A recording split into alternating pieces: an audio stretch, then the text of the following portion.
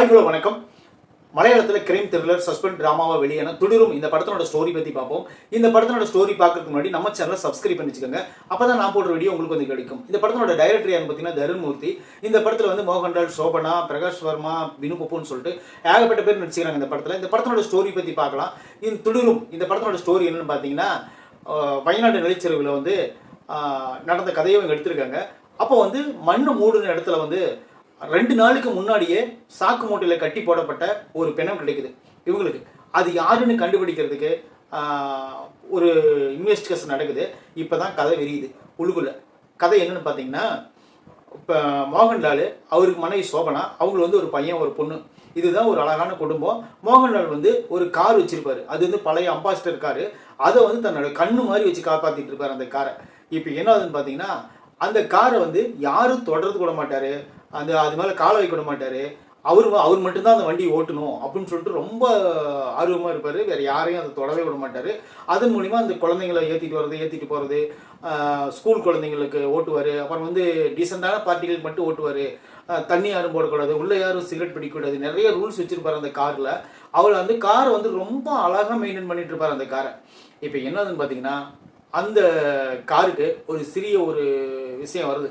அது என்னன்னா, அவங்க பையன் வந்து ஊரில் இருந்து அவரோட ஃப்ரெண்டுகளை கூப்பிட்டு வந்திருப்பான். கூப்பிட்டு வந்தோடனே அவங்க என்ன பண்ணுவாங்க, மோகன்லாலுக்கு தெரியாமல் அந்த காரை எடுத்துக்கிட்டு வெளியே போயிடுவாங்க. வெளியே போன உடனே மோகன்லாலுக்கு தெரிஞ்ச உடனே மோகன்லால் வந்து தேடிட்டு போவார். போன உடனே அந்த கார் வந்து ஒரு இடத்துல வந்து ஆக்சிடென்ட் பண்ணிடுவாங்க, ஒரு கம்பத்தில். இப்போ என்னதுன்னு பார்த்தீங்கன்னா, அந்த காரை வந்து மெக்கானிக் செட்டில் விட்டுருவார். பையனை வந்து கண்டிச்சுட்டு மெக்கானிக் செட்டில் விட்டுருவார். மெக்கானிக் செட்டில் விட்ட காரு அடுத்த நாள் எங்கே இருக்குன்னு பார்த்தீங்கன்னா, போலீஸ் ஸ்டேஷனில் இருக்கும். போலீஸ் ஸ்டேஷனில் யார் இருக்குதுன்னா, அங்கே மெக்கானிக்கலாக வேலை செஞ்சுட்டு இருக்கிற ஒரு பையன் வந்து எடுத்துகிட்டு போய் அதில் வந்து போதைப் பொருள் கடத்திருப்பான். இப்போ என்ன ஆகுதுன்னா, அந்த காரை வந்து போலீஸ் விடமாட்டாங்கன்னு தெரிஞ்சுக்கிட்டு இவர் என்ன பண்ணுவாருன்னு பார்த்தீங்கன்னா, அந்த இடத்துல அந்த காருக்காக ரொம்ப ரிஸ்க் எடுப்பார். நிறைய பேர்த்த கூட்டிகிட்டு போய் கேட்பாரு, இவரே போய் கெஞ்சுவார், எல்லாமே பண்ணி பார்ப்பாரு. அந்த காரை வாங்கி போலீஸ் விடமாட்டாங்க.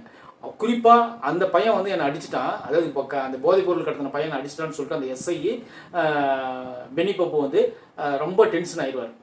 அதனால நான் கார் விட மாட்டேன்னு சொல்லுவார். இப்போ வந்து இன்ஸ்பெக்டர் வந்து பிரகாஷ் வர்மா, அவர் வந்து நல்லவர் தான். அங்கேருந்து வருவார். வந்த உடனே இந்த மாதிரி என்னோடய காரை வந்து நீ போலீஸ் அரெஸ்ட் பண்ணி வச்சுக்கோங்க எஸ்ஐன்னு சொன்னோடனே, சரி ஓகே நான் உனக்கு அந்த காரை விட்டுறேன், எனக்கு ஒரு ஹெல்ப் பண்ணுன்னு சொல்லுவார். என்ன ஹெல்ப்னு கேட்பாரு. ஒரு மலைக்காட்டுக்குள்ளே ஒரு திருவிழா நடக்குது, அங்கே ஒரு ஃபங்க்ஷன் இருக்குது, அதை போய் பார்க்கணும், வா போகலான்னு சொல்லிட்டு கூட்டிகிட்டு போவாங்க. Mohanlal and Prakash Varma, Benny and இன்னொரு போலீஸ்காரர், மொத்தம் 4 பேரும் போவாங்க. போயிட்டு இருக்கும்போது பாதி வழியில் போகும்போதே அவங்க கிட்ட சொல்லிடுவாங்க, இந்த மாதிரி நம்ம வந்து மலைப்பாதி வழியை வேறு வழியே போகலான்னு சொல்லிட்டு உள்ளுக்குள்ளே கூட்டிகிட்டு போய் ரொம்ப சிக்கலான இடத்துல அந்த காரை போட்டு வேறு லெவல் பண்ணிவிடுவாங்க. பண்ணோடனே இவருக்கு சரியான டென்ஷன் ஆயிரும். ஆனால் இருந்தாலும் வெளிக்காட்ட முடியாது, ஏன்னா போலீஸ்காரங்கள, அதனால் அவர்கிட்ட சொல்லவும் முடியாது. சொன்னாலும் அவங்க கேட்கவும் மாட்டேன்றாங்க. இப்போ என்ன ஆகுதுன்னு பார்த்தீங்கன்னா, அந்த கார் இடிக்கைக்குள்ளே ஒரு பணம் இருக்குதுன்னு அவர்கிட்ட சொல்கிறாங்க. சொன்ன உடனே அந்த பணத்தை வந்து எதிர் பக்கம் போட்டு எரிச்சிருவோம், இதை நீ கண்டுக்காத, இது வந்து நீ யாருக்கும் தெரியக்கூடாது அப்படின்னு சொல்லிட்டு ஒரு சஸ்பென்ஸ் வச்சுருவாங்க. இவர் என்ன பண்ணுவாருன்னு பார்த்தீங்கன்னா, அந்த பணத்தை வந்து எரிக்கிறதுக்கு அவங்க வந்து எல்லாம் தயார் நிலை ஆயிடுவாங்க. இப்போ என்ன ஆகுதுன்னு பார்த்தீங்கன்னா, அந்த பணத்துக்கிட்ட எரிச்சது யாருன்னு சொல்லும்போது தான் இவர் ஷாக்கிங் ஆகிறார். அது யாருன்னு பார்த்தீங்கன்னா, இவருடைய பையன். இப்போ தான் இந்த படத்தினோட கதை தொடரும். இதுக்கப்புறம் என்னாச்சு அப்படிங்கிறது தான் இந்த படத்தினுடைய மொத்த ஸ்டோரியே. இவ்வளோதான். இந்த படத்தை வந்து இந்த கதையை கேட்டுட்டு உங்களுக்கு வந்து விருப்பம் தான் கண்டிப்பாக இந்த படத்தை பாருங்கள். இது யாரும் குழந்தைகள் யாரும் பார்க்க வேணாம். ரொம்ப ரணகொடூரமாக அடிக்கிற சீன்லாம் நிறைய இருக்குது. அதுபோல் இந்த படத்தில் வந்து நிறைய இடத்துல வன்முறை அதிகமாக கையாண்டுருக்குறாங்க. அதனால் வந்து குழந்தைகளுக்கு யாரும் பார்க்க வேணாம், பெரியவங்க மட்டும் இந்த படத்தை பாருங்கள். அதுபோல் இந்த படத்தில் நடிச்சுக்கிற இப்போ மோகன்லால் ஆகட்டும், சோபனாவோட நடிப்பு வேறு லெவல் இருக்கும். அந்த பொண்ணாகட்டும், அந்த பையனாகட்டும், அவங்க வர ஃப்ரெண்ட்ஸு, இது எல்லாத்தையும் விட இந்த படத்தில் வந்து ரொம்ப ரேராக நடிச்சிருக்கிற யாருன்னு பார்த்தீங்கன்னா பிரகாஷ் வர்மா தான். அவர் தான் இந்த படத்தில் வந்து ஒரு இன்ஸ்பெக்டராக வந்திருப்பார். அவருடைய கேரக்டர் அவ்வளோ தத்துரூபமாக இருக்கும். அதாவது வந்து பசுந்தோல் போர்த்திய புலி அப்படின்னு நம்ம கேள்விப்பட்டுக்கிறோம். அதே மாதிரி ஒவ்வொரு சீன்லையும் அவர் வந்து மெல்ல அவர்கிட்ட வேலை வாங்கி கடைசியில் அவர் உண்மை முகத்தை காட்டும்போது நம்மளுக்கே வேறு லெவல் இருக்கும். அதுபோல் இந்த படத்தில் நடிச்சுக்கிற எஸ்ஐயா வரக்கூடிய பென்னி, அவரும் வேறு லெவல் பண்ணியிருப்பார். அவருடைய கோபத்தை காட்டும் போதெல்லாம் நம்மளுக்கு அவர் மேலே பயங்கர எரிச்சலாக இருக்கும். அந்த மாதிரி கோபத்தை காட்டுவார்.